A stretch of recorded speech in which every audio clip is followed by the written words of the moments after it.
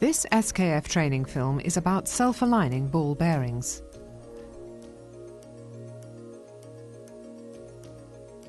The self-aligning ball bearing consists of 2 rows of balls secured and separated on the inner ring by the cage and a sphered outer ring raceway.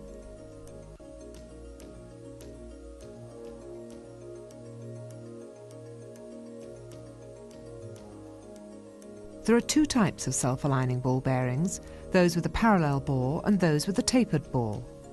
This film concentrates on the tapered bore type because they're mounted and dismounted in a particular way.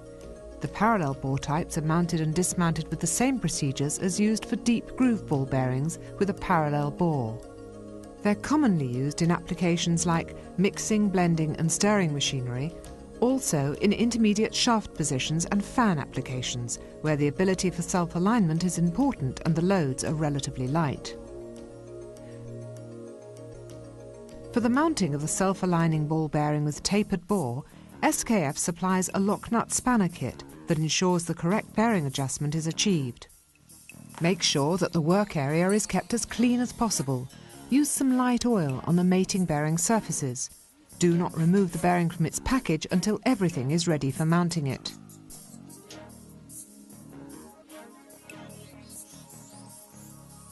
In this case, the self-aligning ball bearing is mounted on an adapter sleeve.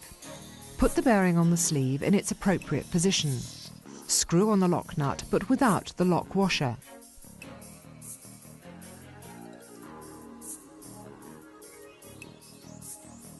Hand tighten the lock nut by using the lock nut spanner until bearing and sleeve grip the shaft. Then mark the shaft at the start of the orange adjustment range. Using the handle, turn the lock nut spanner up to the end of the adjustment range. The correct bearing fit will have been achieved. Remove the lock nut and replace the lock washer.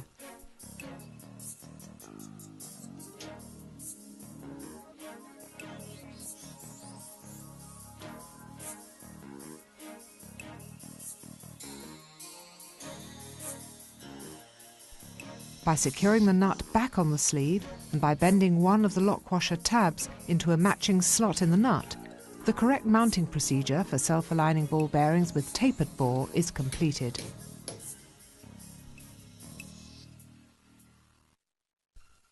To dismount a self-aligning ball bearing, start by unbending the tab of the lock washer and back off the lock nut with a turn.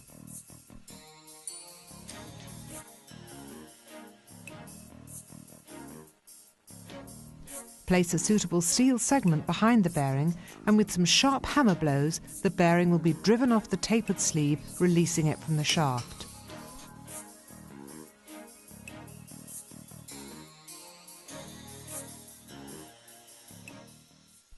The self-aligning ball bearing is supplied with a predetermined amount of radial internal clearance. When driving the bearing up the taper seating, take care not to drive it too far, so removing all of the internal clearance, as this will impair the performance of the bearing and dramatically reduce its life.